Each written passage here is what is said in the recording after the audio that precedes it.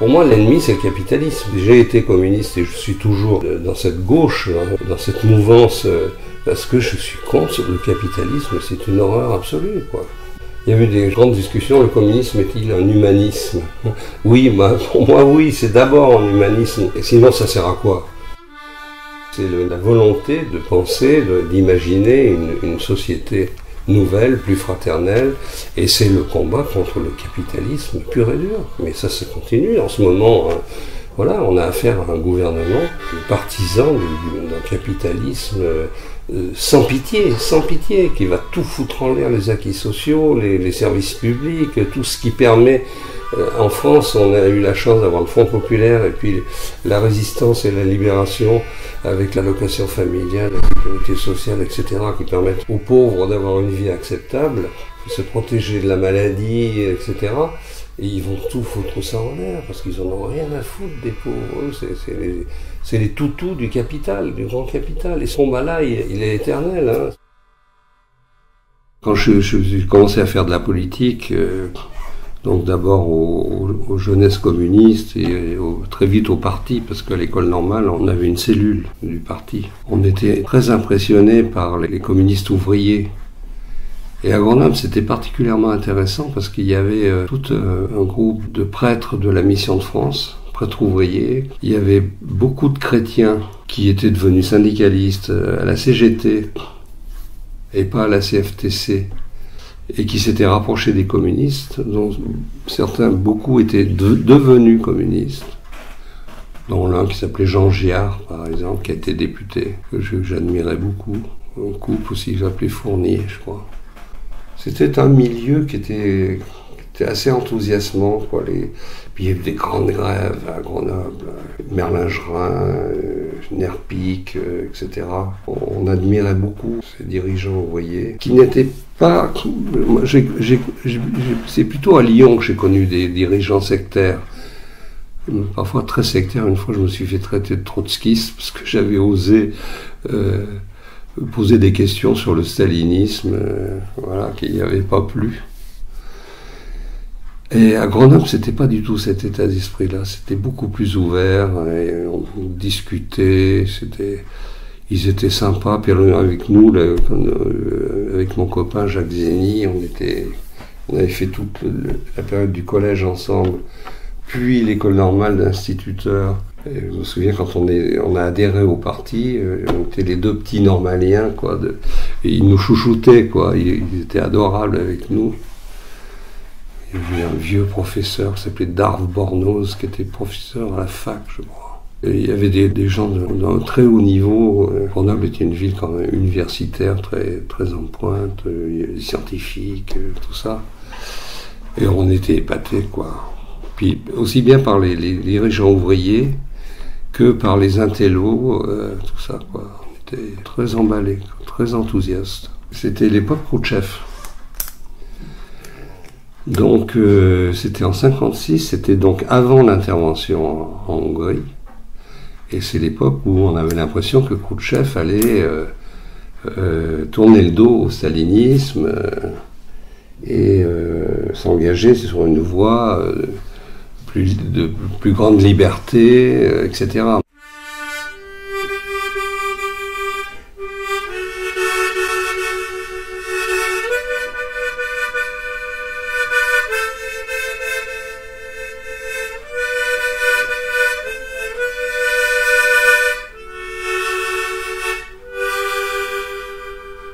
Et autour de beaucoup de grandes villes, il y avait une ceinture rouge, presque partout, la ceinture rouge, comme à Paris. Et en particulier 3 grosses banlieues de Grenoble, Fontaine, Saint-Martin-d'Hères et Chirolles, qui sont toujours des municipalités communistes, encore aujourd'hui. Et comme Grenoble, c'est quand même plus petit que Paris, tu vois, c'est sa ceinture pratiquement Grenoble, quoi. Ces 3 bleds, il y a toujours là des maires et députés communistes, encore maintenant. Une grande partie des banlieues ouvrières étaient dirigées par des élus communistes. C'était très important, ces municipalités communistes, parce qu'elles avaient des moyens. Il y avait des mini-fêtes de l'UMA. Chaque année, il y avait une fête des Allobroges, qui était le journal communiste local. Et les municipalités fournissaient des bancs, des tables, de l'infrastructure, si tu veux. Et d'ailleurs, il y avait des communistes dans beaucoup d'autres municipalités qui étaient à direction socialiste, par exemple. À Grenoble pas toujours. Il y a un moment, les gaullistes ont pris la majorité pendant un temps. Mais la plupart du temps, Grenoble était socialiste avec des élus communistes. Et à certaines périodes, qui s'entendaient bien ensemble. Et il y a eu un maire communiste à la Libération, un personnage formidable d'ailleurs, c'est un Perinetti, lui aussi un Italien. Il y avait une très forte immigration italienne à Grenoble. L'un de ces Italiens était maire de Grenoble pendant 1 an, je crois, la Libération. Et après, ils étaient très, très présents dans le conseil municipal. Il y avait un climat favorable, quoi. Toutes les villes industrielles, quoi. À Grenoble, il y avait beaucoup d'industrie. C'est une ville très vivante, très industrieuse. Et donc, les prolos, ils habitaient en banlieue, dans des taudis pendant longtemps, puis dans des HLM. Tout était fait pour aider les plus pauvres, déjà les loger tant si possible. Cette après-guerre, ça a été formidable, l'invention de la sécurité sociale, tout ça. J'étais ébloui par ça, ébloui. Ambroise Croizat, pour moi, c'était un héros, quoi. Le fondateur de la sécurité sociale. Ces banlieues rouges étaient assez formidables parce que sur le plan social, c'était remarquable. Il y a même des gens de droite qui votaient pour... Ça, j'en ai connu à plusieurs reprises. Des gens de droite qui, au municipal, votaient communiste. Parce que, il y avait tout pour les enfants, pour la santé, pour tout ce qui était scolaire, les vacances, le mieux vivre, quoi.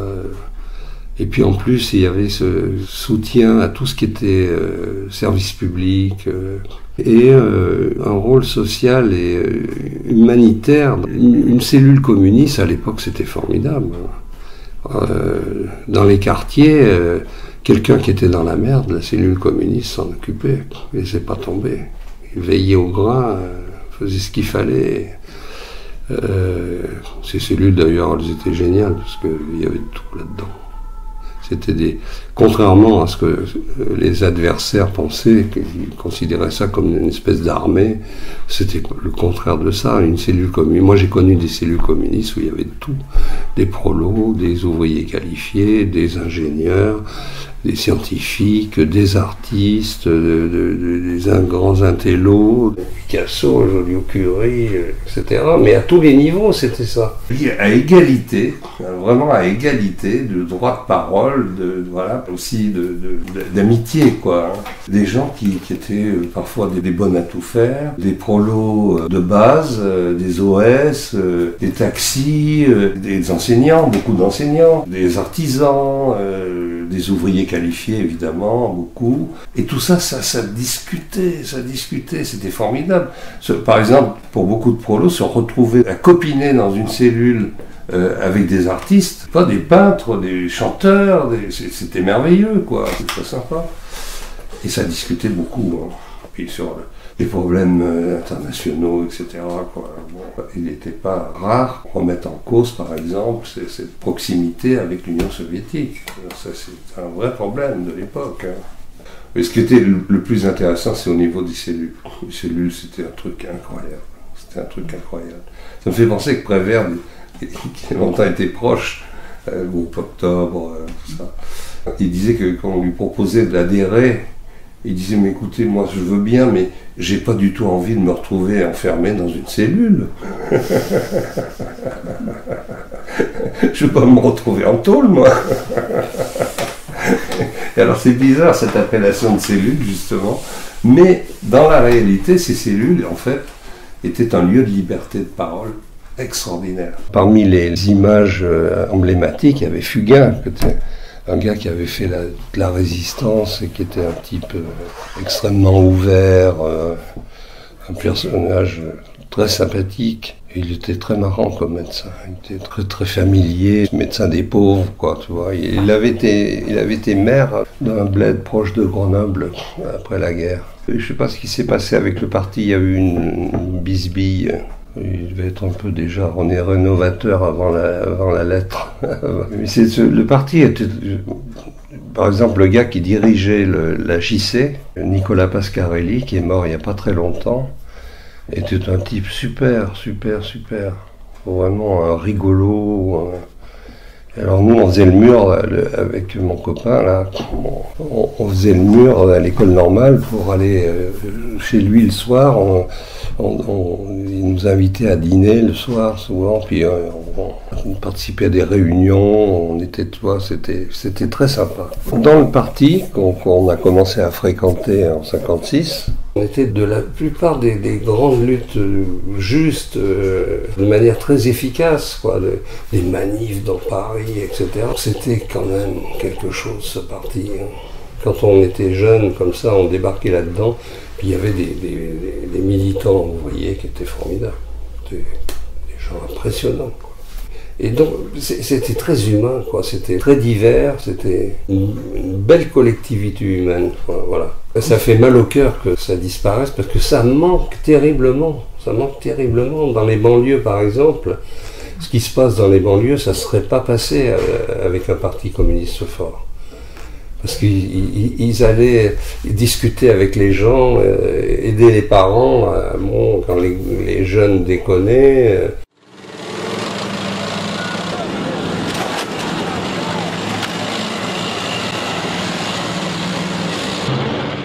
Un manque de peau, paf, à l'automne, il y a la Hongrie qui nous tombe sur la gueule.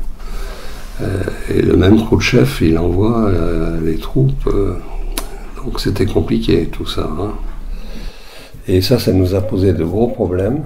La Hongrie, j'ai trouvé ça abominable. Les images étaient terribles qu'on voyait aux actualités. D'une certaine manière, ce qui nous a permis d'avaler la Hongrie, c'est qu'en même temps, il y avait la guerre d'Algérie et l'attaque contre l'Égypte.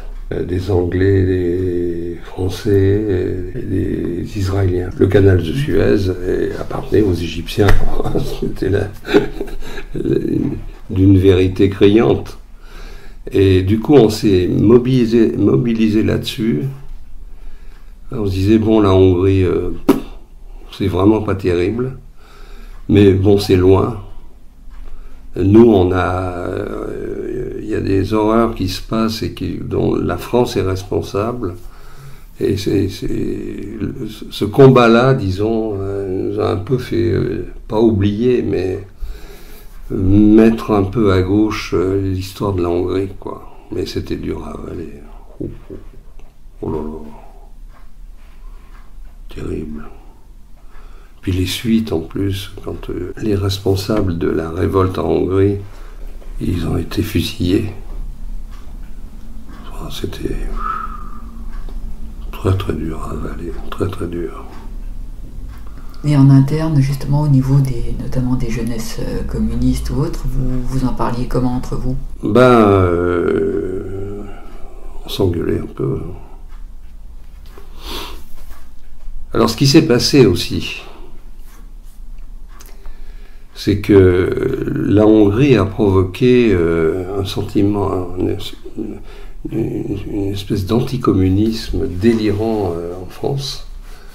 C'est-à-dire que tout le monde s'est mis contre eux, quoi, parce qu'ils défendaient la Hongrie. À mon avis, ils n'auraient pas dû.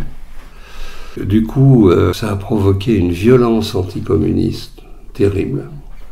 L'attaque de l'humanité, du siège du parti à Paris, mais donc on allait défendre à Grenoble, on allait passer la nuit pour défendre les Allobroges, le journal communiste local, ou le siège du parti communiste. Donc on était, voilà, ça a un peu brouillé les pistes, quoi. Parce que bon, d'accord, c'est vraiment pas terrible. Mais bon, il faut défendre le parti, quoi.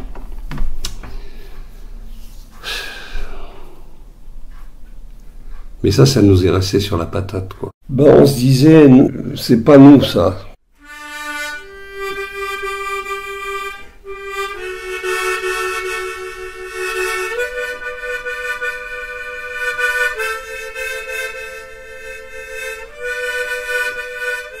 en général, c'était dans les pays de l'Est. Et moi, quand j'y suis allé, c'était à Vienne, en Autriche. C'était un pays socialiste. Et on avait été très bien accueillis d'ailleurs par... je me souviens, j'avais beaucoup copiné avec une famille, je sais pas, on devait être logé chez eux, peut-être, je sais pas. En tout cas, ils nous avaient très bien accueillis. Et ça se passait comment, ces festivals mondiaux de la jeunesse? Il y avait des... Oh, c'est formidable. C'est formidable. Donc on se retrouvait, filles et garçons, tu vois, dans un endroit merveilleux. C'est l'été, il y avait des tentes, etc. Il y avait des histoires d'amour de tous les côtés. C'était très sympa, hein, très sympa. Et puis, il se passait des choses, politiquement parlant, mais aussi culturellement. Il y avait des spectacles, on visitait des choses. Et puis il y avait une espèce de fraternité. Il y avait la terre entière qui était là. Il y avait des gens des pays capitalistes et des pays socialistes, que tout ça se rencontrait, ça fraternisait. C'est génial. Tu te rappelles avoir échangé avec des jeunes, soit de l'Union soviétique en général, ou pas? Ou simplement simplement fraternels? Oui, voilà, on allait... On s'allait pas... Oui, on n'était pas encore assez politisé pour s'engager dans des... En plus, à l'époque du Festival de la jeunesse, c'était plutôt une période où on pensait que les choses allaient s'arranger, allaient s'améliorer, etc. Et on était dans la bonne humeur et l'enthousiasme, quoi. C'est merveilleux de rencontrer des gens de tous les pays, de l'Afrique, d'Asie, je me souviens, il y avait des Roumains qui étaient très sympas, avec qui on se comprenait un peu parce que la langue roumaine est très proche de la langue italienne. Je me souviens, ils disent arrivedere pour dire au revoir.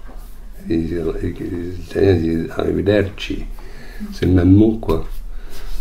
Enfin, comme leur nom l'indique, hein, c'est une culture romaine, les héritiers de Rome. Mais c'était très sympa, très sympa. Et il y avait des filles qui étaient très sympas aussi. Alors c'était adorable de connaître des trucs comme ça. Puis c'était pas de la propagande, là. Non, c'était très détendu, quoi. On était là pour se faire plaisir, pour s'amuser.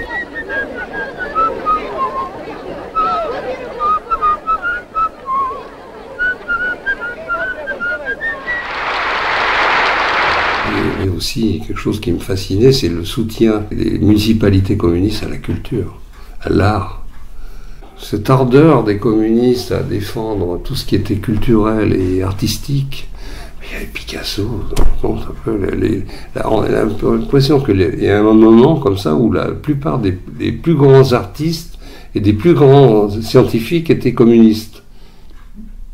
Et Langevin, Joliot-Curie, Monsieur et Madame Joliot-Curie, Picasso, mais pas seulement Picasso, Léger aussi, les Espagnols, là, tous ceux qui avaient combattu le fascisme espagnol. Enfin bon, on était du bon côté, quoi. On a l'impression qu'on était du bon côté, du côté de l'intelligence, de l'art, de la vérité, de la révolution.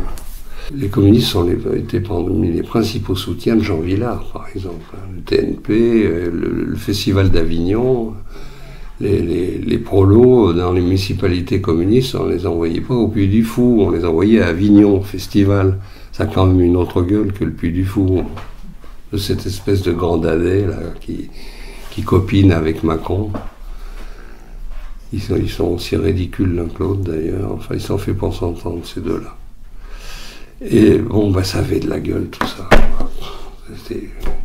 Il y avait des comment dire, des images tutélaires. Bon, Gérard Philippe, pour nous, c'était le comble d'une part de la beauté, de la grâce, du talent, et de l'intelligence politique, Il y avait plein de gens comme ça qui étaient très, très engagés à gauche, en même temps très critiques. Quand il le fallait, ils montraient les dents, hein, ils disaient « Ah non, ça, on n'est pas d'accord, etc. » Des gens comme Juliette Gréco, j'ai participé à une émission avec lui, elle a raconté qu'elle vendait l'UMA dans les rues de Paris quand elle était jeune. Et bon, quand ils n'étaient pas d'accord, ils le disaient. Hein. Le parti avait des problèmes avec eux, il fallait quand même qu'ils s'expliquent. Hein, parfois sur ses soutiens à des régimes qui ne méritaient que, au minimum, un certain mépris, quoi. Et ça a toujours été comme une chaîne qui empiégeait le parti, ça. C'est son soutien à des régimes qui tenaient par la route, quoi, qui étaient parfois scandaleux, comme celui de l'Union soviétique. Donc il y a des trucs qu'on essayait d'éviter de voir, quoi, c'est semblant de ne pas voir. Et puis bon, peu à peu, il a bien fallu les voir. Bon. J'ai jamais été stalinien, je me suis toujours méfié de Staline. Je disais, le communisme que je veux, c'est pas celui-là, quoi. Et tout en restant dans le parti.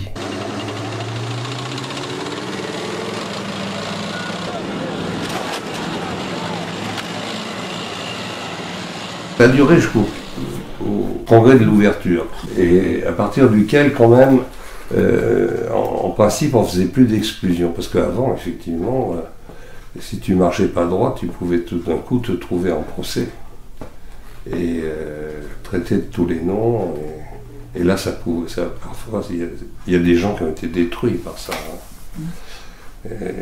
À la grande époque stalinienne, il y a des gens, par exemple, leur faisaient pression sur leur conjoint pour qu'ils le trahissent, quoi.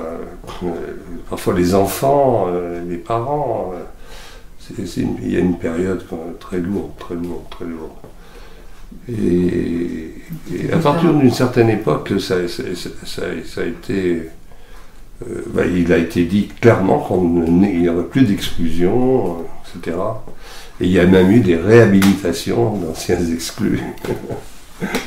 Ce parti, il était beaucoup moins déjà homogène qu'on le disait, et ça s'engueulait beaucoup sur certains sujets, par exemple sur la pilule, la contraception. Là, c'était violent, parce que il y avait à la tête du parti une certaine, comment s'appelait-elle déjà ? Jeannette Vermersch, qui était la femme du chef, Torres, et qui se prenait pour la chef, du coup, et qui était complètement opposée à la contraception. Et on ne comprenait pas du tout pourquoi. Parce que nous, on n'arrêtait pas d'emmener les copines en Suisse pour se faire avorter, etc., ou se faire installer des moyens de contraception. Voilà. Et donc, que le parti soit contre la contraception, ça nous paraissait une aberration, mais absolue, et contraire à ce que parce que avant-guerre, le parti était en pointe sur ces trucs-là. Et on ne comprenait pas du tout. Alors, elle avait fait, je me souviens, un grand article dans l'UMA, côté de l'Humanité, et elle disait que les partisans de la contraception allaient dépoétiser l'amour. On s'esclaffait, on n'en pouvait plus de rire à dire des choses pareilles, quoi. Et elle avait reçu les dirigeantes du mouvement féministe qui défendaient la contraception, et elle leur avait dit qu'ils allaient tuer les allocations familiales. On tombait des nues quand on disait des choses pareilles, on était absolument contre, quoi. Et donc ça bagarrait beaucoup, hein, à l'intérieur des cellules.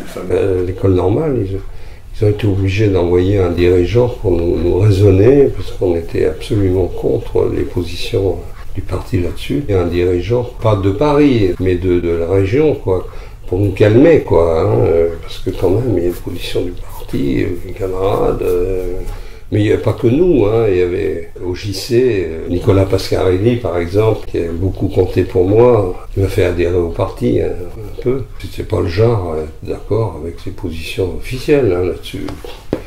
Donc on n'était pas seul, ça bataillait très très fort. Puis il y avait beaucoup de médecins communistes qui étaient pour la libéralisation de l'avortement.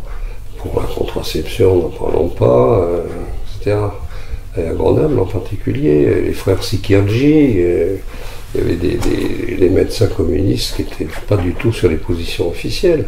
Il ne faut pas croire que le parti arrivait facilement à imposer la discipline. Hein. C'est très compliqué.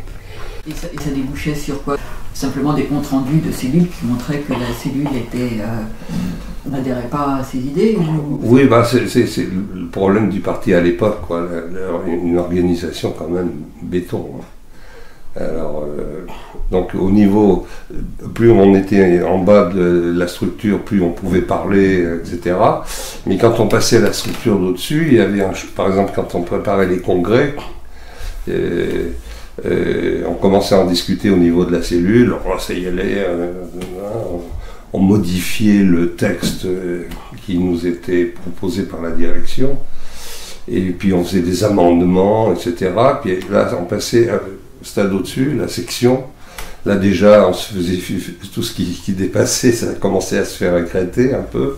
Et puis alors quand on passait au niveau départemental, alors là, n'en parlons pas, hein, le ménage était fait, et puis après, on arrivait au congrès, et c'était ce que voulait la direction, en gros, qui était applaudi, ovationné, mais quand même, parfois, il y avait des choses qui passaient à travers, qu'on montait jusqu'en haut de la pyramide. Enfin, de ce point de vue-là, des précautions étaient prises pour que ça gambade pas trop à droite à gauche, quoi. Ça batifole pas trop. C'était bien tenu, quoi. On n'en voit pas dans les instances dirigeantes des opposants, enfin des gens qui en tout cas s'en laissaient pas imposer et qui avaient une certaine gaillardise à contester. Là, le parti s'entendait très très bien, très très bien. Centralisme démocratique, ça s'appelait. Et souvent, on était censé désigner, c'est la base qui était censée désigner les délégués, alors qu'en fait, la plupart du temps, parce que les différentes fédérations étaient suivies par des membres du bureau politique et du comité central. Et donc, c'était l'inverse qui se passait, c'était le haut qui désignait les délégués en bas, quoi. Enfin, qui se débrouillaient pour que ce soit les bons qui soient choisis. Donc voilà. Et là, ça fonctionnait très très bien, ça. Mais pour le reste, il faisait comme il pouvait. Hein. C'était le bazar, le parti. C'était pas du tout une armée, c'était un bazar. Ça discutait de tous les côtés. C'était très riche d'ailleurs, très intéressant, très très intéressant. Là, l'exemple par rapport à l'avortement, par exemple, dans ces cas-là, ils venaient à une réunion ou deux et ils exposaient le point de vue, disons la ligne, et ils repartaient. Je veux dire. Oui. Il n'y avait pas de sanction, hein, voilà. Et puis, qu'est-ce qu'ils pouvaient faire?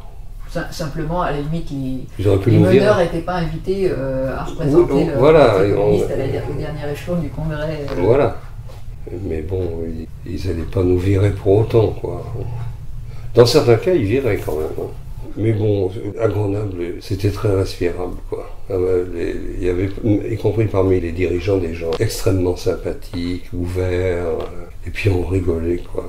Il y avait beaucoup d'humour. Non, c'était un milieu très intéressant, quoi, très vivifiant, très provocateur. Et puis bon, il y avait des qualités humaines extraordinaires, quoi, de fraternité, de solidarité. C'était vraiment une communauté humaine qui était très intéressante, très riche, très riche. Enfin, moi je pense que le déclin du Parti communiste français, évidemment, a été provoqué par ses adversaires, parce qu'eux, ils n'ont jamais chômé, hein, pour eux c'est l'horreur, le communisme, le bon ou le mauvais, mais c'est aussi par sa faute que le Parti communiste a décliné, malheureusement. On a toujours, enfin, on est beaucoup de communistes. Moi, je suis plus communiste, mais bon, quand je l'étais, on a toujours pensé que les moments les plus riches, les plus forts, c'est quand il y a eu une grande unité de la gauche. Et parfois plus large encore dans la résistance et après. Le programme du Conseil national de la résistance, c'est une merveille, quoi.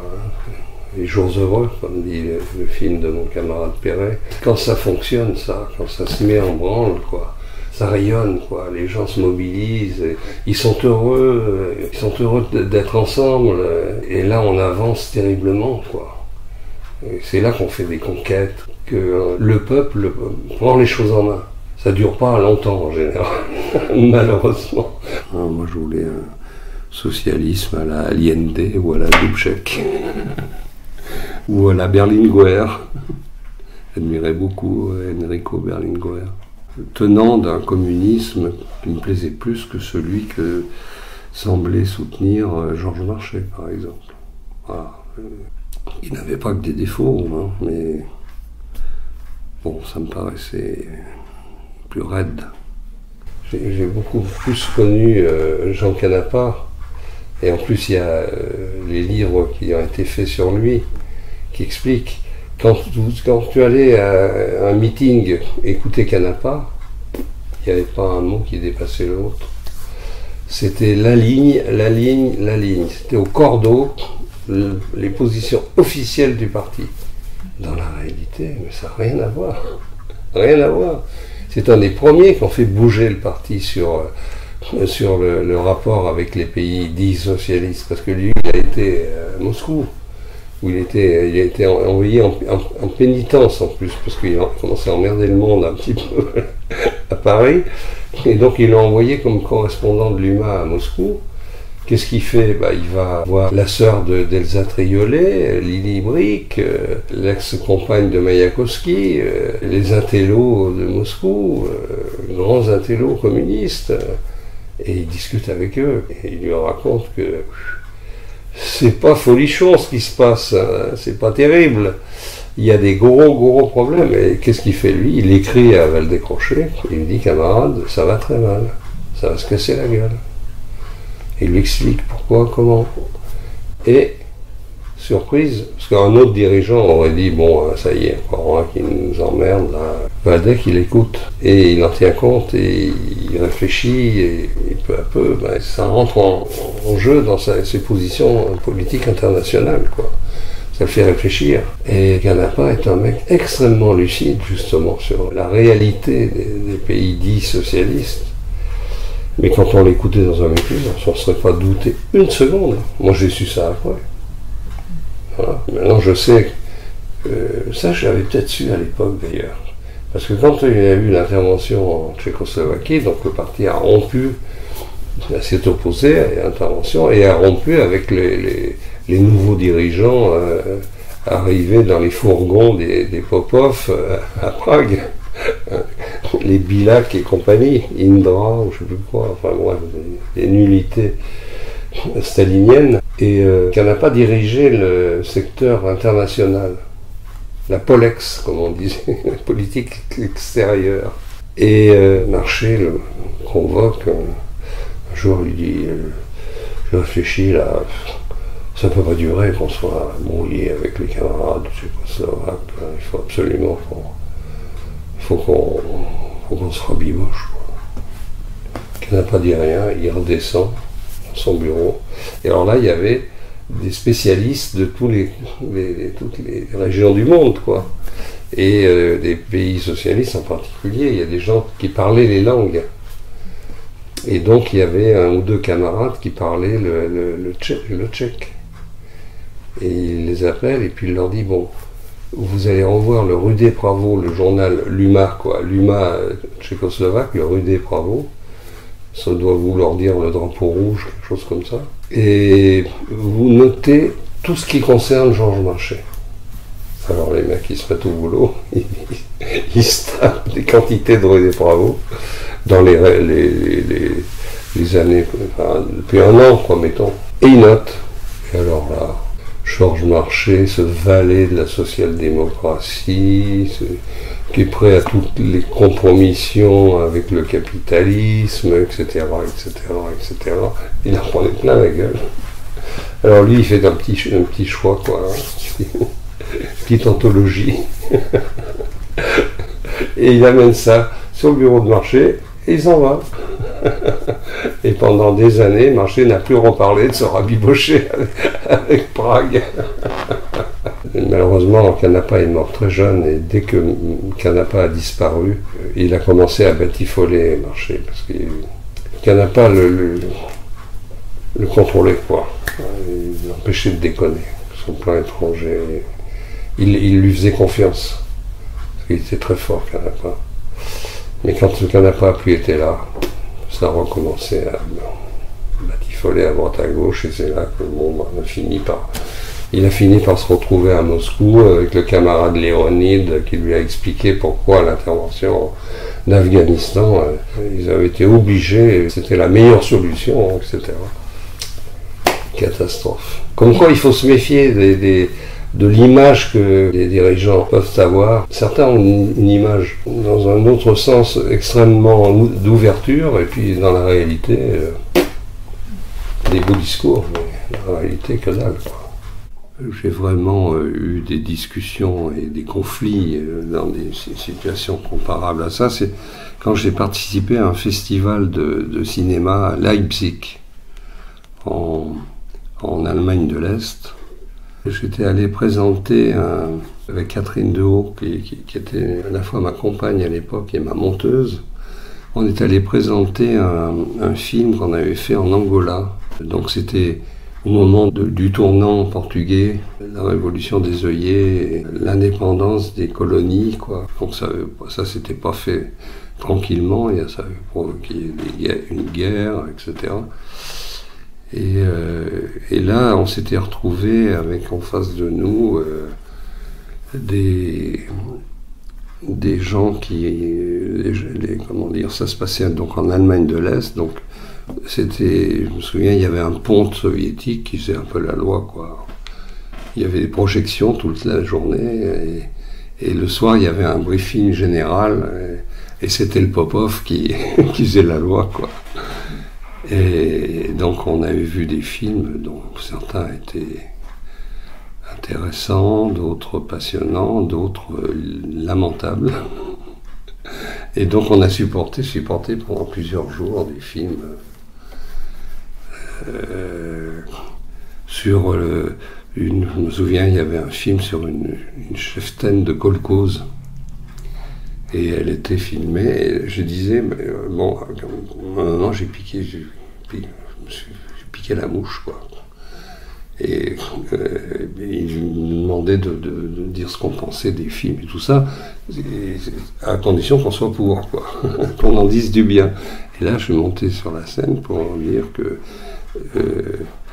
les films que j'avais vus, là, depuis une semaine, en retournant en France, j'irais voir les partis de droite, et je leur dirais qu'ils devraient se les procurer, parce qu'il n'y a pas de meilleure propagande contre le communisme que ces films-là.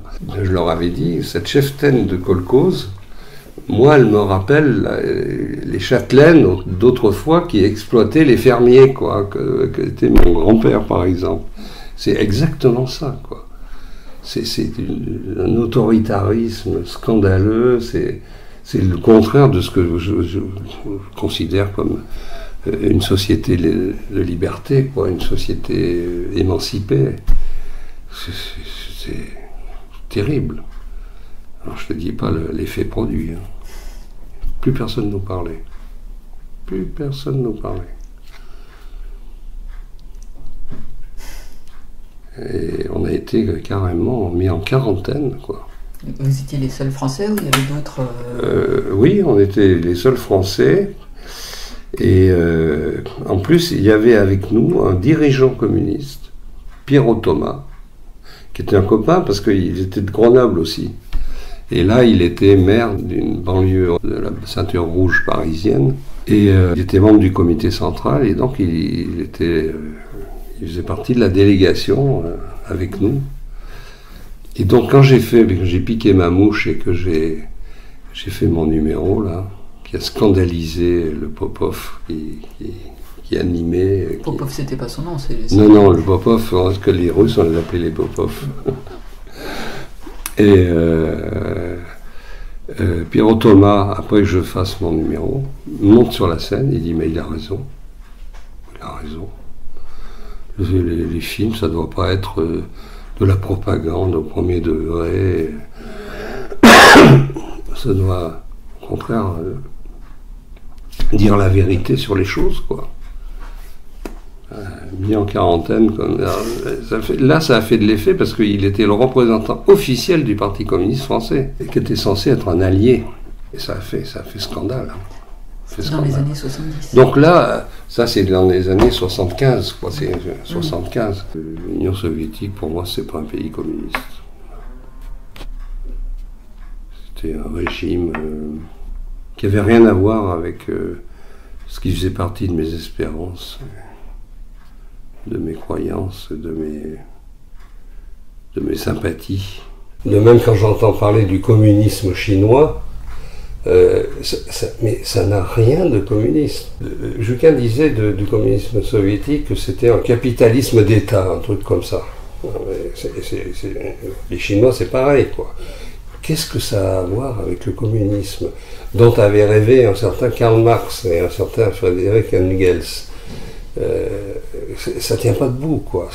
Ça n'a rien à voir avec la société qu'ils appelaient de leur espérance. C'est une petite armée de militants qui prennent le pouvoir et qui prétendent parler au nom du peuple, sans lui demander son avis. Surtout pas qu'il donne son avis. Parce que quand il y a des élections, les élections à 99% de majorité, c'est tout sauf des élections, c'est tout sauf de la démocratie. Or, le communisme, à mon sens, ça doit être une étape encore plus démocratique que la démocratie bourgeoise, évidemment, qui est une fausse démocratie. On est payé pour le savoir. Donc, il ne suffit pas de se proclamer anticapitaliste pour être communiste. Voilà.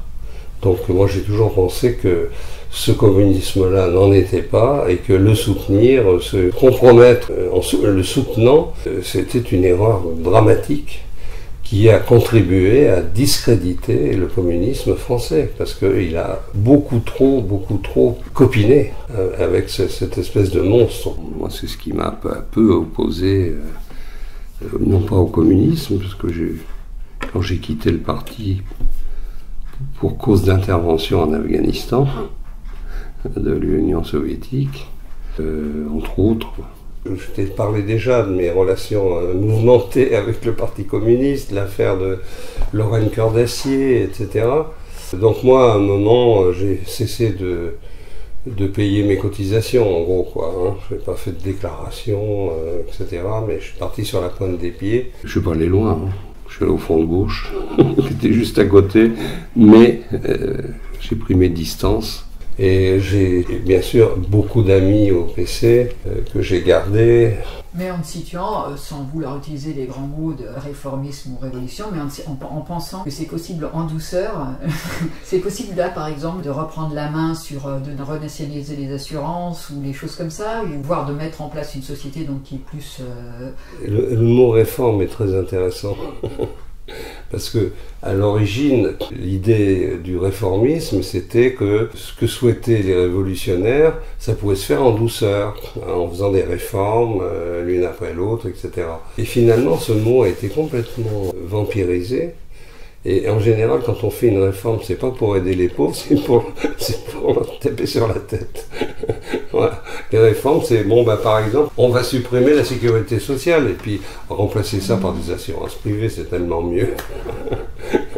Alors évidemment, ce réformisme-là, c'est un autre moyen d'être de droite et un autre moyen d'être un partisan actif du capitalisme, du règne du capitalisme, du règne de l'argent, des inégalités.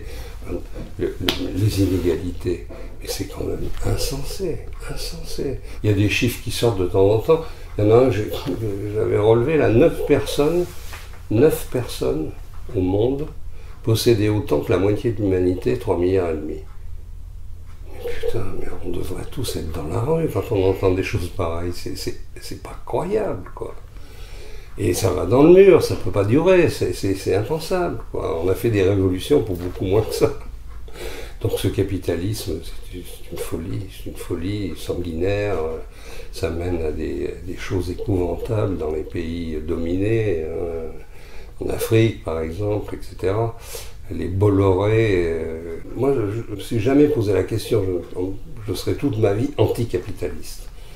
Mais c'est pas pour autant que je vais me rallier à des systèmes soi-disant anticapitalistes aussi, et qui, au nom de cet anticapitalisme, commettent des horreurs du même genre que les capitalistes, c'est-à-dire foutre en tôle les opposants, etc., avoir des pratiques antidémocratiques.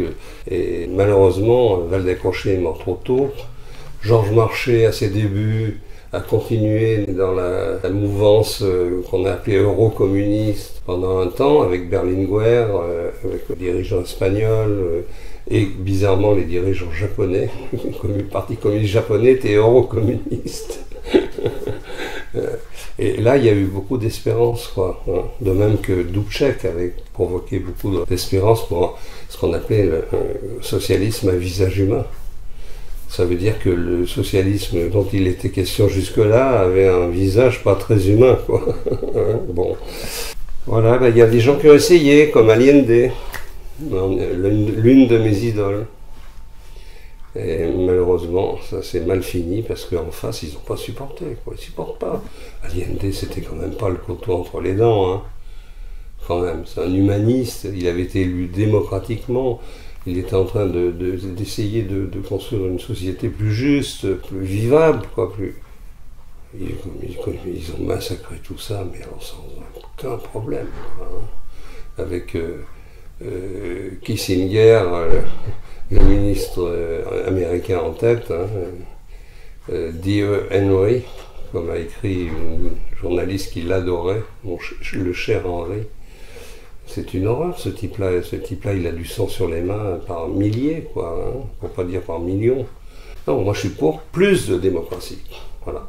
Je pense que le vrai communisme, c'est un régime plus démocratique que les démocraties qu'on connaît. C'est là que ça coince, quoi. Parce qu'il y en a qui disent oui, la démocratie, on verra après. C'est toujours pour demain, hein, plus tard. On verra. À ce moment-là, le féminisme aussi. On fait la révolution d'abord, puis après on fera l'égalité entre les hommes et les femmes. Dans tous les domaines, c'est pareil. On fait la révolution d'abord, c'est ça. Puis une fois qu'elle est faite, ben, il ne se passe rien, quoi. On a un régime à la con, autoritaire, et où le peuple n'est pas toujours pas écouté, et dont il n'est pas le vrai bénéficiaire, quoi. C'est des castes qui prennent le pouvoir à sa place. Bon, ça c'est impensable, ça, je serais toujours contre ça. Donc voilà, on était partagés entre ce beau rêve, ce beau projet d'une société plus juste, plus égalitaire, plus fraternelle, et puis la réalité qui était le contraire, quoi. Les prisonniers politiques en pagaille, et puis alors un bilan.